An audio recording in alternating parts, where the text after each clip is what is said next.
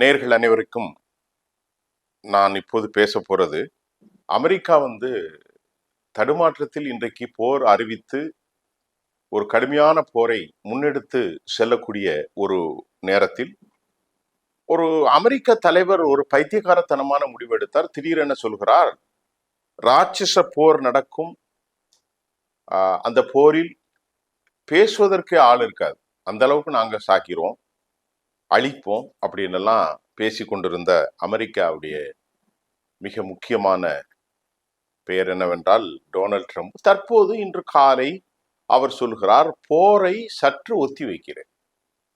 உண்மையிலேயே அமெரிக்கா அந்த போரில் 500க்கும் மேற்பட்ட இராணுவ கப்பல், அதாவது விமானங்களை கொண்டு வந்து தாக்குதலாக செய்வோம், எல்லாவற்றையும் பவர் ஸ்டேஷன் அளிப்போம் என்றும், நேற்று ஏராளமான அளவிற்கான ஆயுதங்கள் இஸ்ரேலுக்கு இறக்கப்பட்டதாகவும் செய்திகள் வந்தது. ஆனால் தற்போது இன்று காலை வந்த செய்தியினூடாக அமெரிக்கா இந்த போரை தாமதிக்கிறது. அப்துல் ரஹ்மான் அல் தானி, முகமது பின் சல்மான் அல் நஹியான் போன்றவர்கள் என்கிட்ட கேட்டுக்கொண்டாங்க. ஐக்கிய அரபு எமிரேட்ஸ் கேட்டுதான், சவுதி கேட்டதான், கத்தர் கேட்டதான். இந்த மூன்றுமே அமெரிக்காவுடைய ஆட்கள், வேறு இங்கிருந்து யாரும் கேட்கவில்லை. ஈரான் கேட்டது. அப்படி என்றால் ஒரு அர்த்தம் இருக்கிறது. சவுதி அரேபியா கேட்டார்கள், கத்தர் கேட்டார்கள், நாங்கள் போரை நிறுத்தி வைக்கிறோம். போகாத ஊருக்கு வழி சொன்ன கதையாக அமெரிக்காவினுடைய இந்த புலம்பல். அமெரிக்கா சிக்கப்பட்டு கொண்டது. இன்றைக்கு கடைசி போர், நீங்கள் என்ன ஆயுதத்தை எடுக்கிறீர்களோ அதை விட கொடூரமான ஆயுதத்தை அவர்கள் எடுக்க போகிறார்கள். நீங்கள் அதனுடைய ஒரே ஒரு விளைவுதான் யுனைடெட் அரபு எமிரேட்ஸினுடைய அணு உலை தாக்கப்பட்டது. அணு உலை தாக்கப்பட்டது என்றால் அணு உலை கூலர் தாக்கப்படவில்லை. அது ஏதோ நல்ல காலம் ஜெனரேட்டரோடு முடிந்து விட்டது. கூலர் தாக்கப்பட்டால் இன்றைக்கு மத்திய கிழக்கு காலி. துபாய் காலியாக இருக்கும், அபுதாபி காலியாக இருக்கும். அதனால் அபுதாபியில் வைத்தான். ஏற்கனவே அபுதாபியினுடைய ஏர்போர்ட்டை அவர்கள் காலி செய்தார்கள், புஜைராவை அடித்தார்கள். அதே மாதிரி அல் தஃப்ராவை அடிக்கப்பட்டது, ஜபல் அலி துறைமுகம் அடிக்கப்பட்டது. இப்பொழுது அபுதாபியில் இருக்கக்கூடிய இந்த நிலைகளும் அடிக்கப்பட்டிருக்கிறது. இதையெல்லாம் நாங்கள் ஒரு பரிசீலித்து ஆய்வுக்குட்படுத்தி பார்க்கின்ற போது அமெரிக்கா தனது இயலாமையை வெளிப்பாட்டுகிறதாகத்தான் நான் அதை புரிந்து கொள்ளக்கூடியதாக இருக்கிறது. இன்று காலை வந்த செய்தியில் அமெரிக்கா சற்று தாமதிக்கிறது. இதற்கிடையில ஈரானுடைய பக்கர் கலிபாபும் ஈரானுடைய வெளிவிவகாரத்துறை அமைச்சர்களும் அவர்கள் முழுமையாக சொல்லிவிட்டார்கள், நாங்கள் போருக்கு தயாராக இருக்கிறோம், நீங்கள் வாருங்கள், we have been expecting a lot, ரொம்ப அதிகமா உங்கள்கிட்ட எதிர்பார்த்திருக்கிறோம், வாங்க, நீங்க போர் செய்யுங்க, நாங்க எங்களால முடிஞ்சா பார்த்துக்கிறோம்னு the open declaration have been made. அவர்கள் தெளிவாக சொல்லிவிட்டார்கள், without any reluctancy we will fight, we will enter the battle. அதை சொல்லிட்டாங்களே, இப்ப நீ அடிக்க வேண்டியதானே. இதுதான் இன்னைக்குள்ள மிக முக்கியமான நிலை.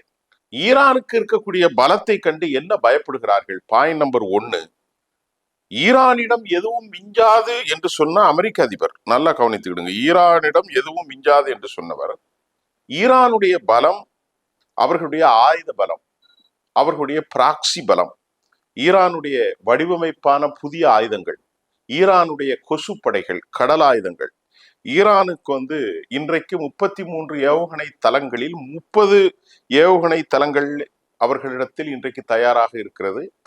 தாக்கி அழித்து விடுவார்கள். இந்த நிலையில் தற்போது இதையெல்லாம் கண்டு அமெரிக்கா அஞ்சுகிறது. ஏனென்றால் 12 நாட்கள் போரிலும் 44 நாட்கள் போரிலும் ஒரு அரசாட்சியை மாற்றுவதற்கு அவர்களால் எதுவும் செய்ய முடியவில்லை.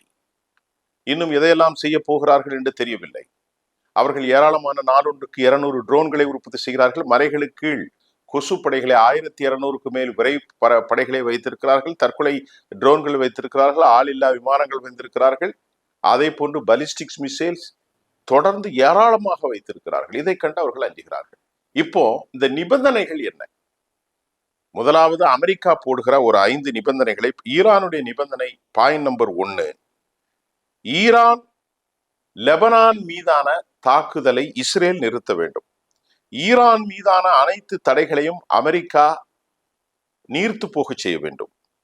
முடக்கப்பட்டிருக்கக்கூடிய ஈரானுடைய வங்கி பணத்தை ரிலீஸ் செய்யணும். போர் சம்பந்தப்பட்ட பாதிப்புகளுக்கு பெரும் இழப்பீட்டை அவர்கள் தர வேண்டும்.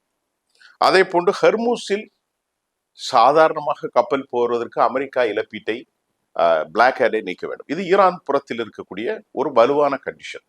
அமெரிக்கா என்ன கண்டிஷன் சொல்லுகிறதுனா, பாயிண்ட் நம்பர் 1, அமெரிக்கா தடை மற்றும் கொள்கை மூலோபயம் ஈரானுக்கு ஏற்பட்ட எந்த இழப்புகளுக்கும் நாங்கள் இழப்பீடே தரமாட்டோம். இரண்டாவது, 440 அல்லது 453 கிலோகிராம் இருக்கக்கூடிய அணு ஆயுதத்தினுடைய துகள்களை எங்களுக்கு தந்துவிட வேண்டும்.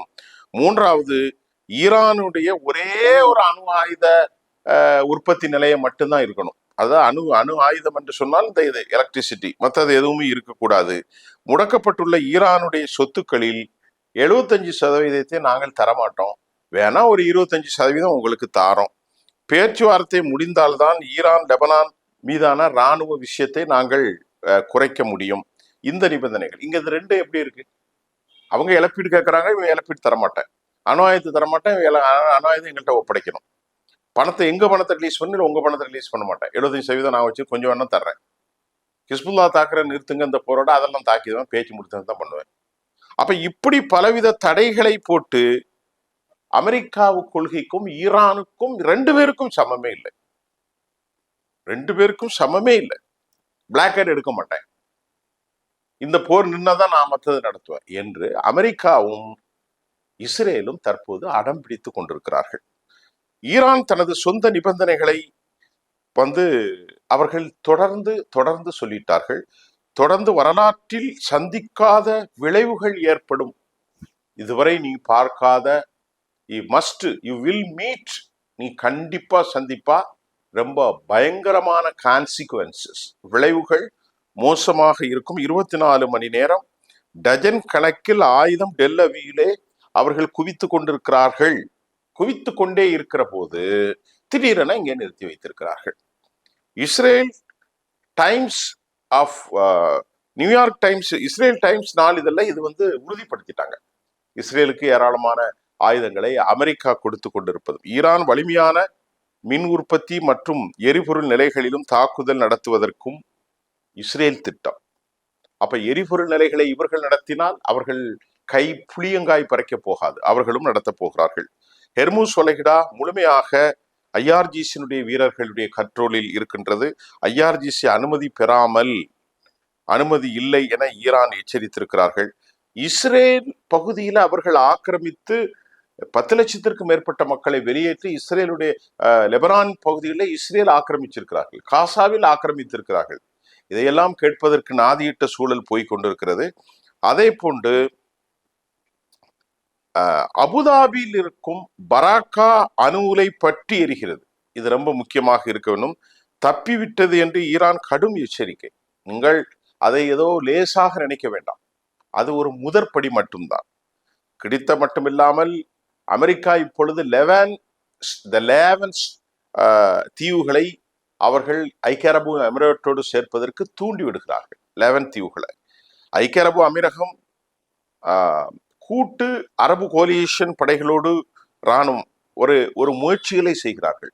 ஆனால் இந்த முயற்சிக்கு சவுதி அரேபியா, கத்தர் போன்ற நாடுகள் கடும் எதிர்ப்பு. ஏனென்றால் அவர்களுக்கு ஈரானை எதிர்க்க முடியாது என்பது நன்கு தெரியும்.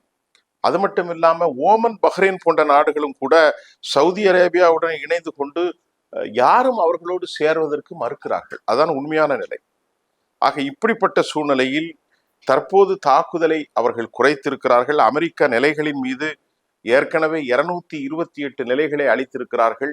பல பில்லியன், 200 லட்சம் கோடி அளவுக்கு செலவு இருக்கிறது என்று சொல்லப்படுகிறது. கிட்டத்தட்ட 200 billions, not a trillion, 200 billion, near about.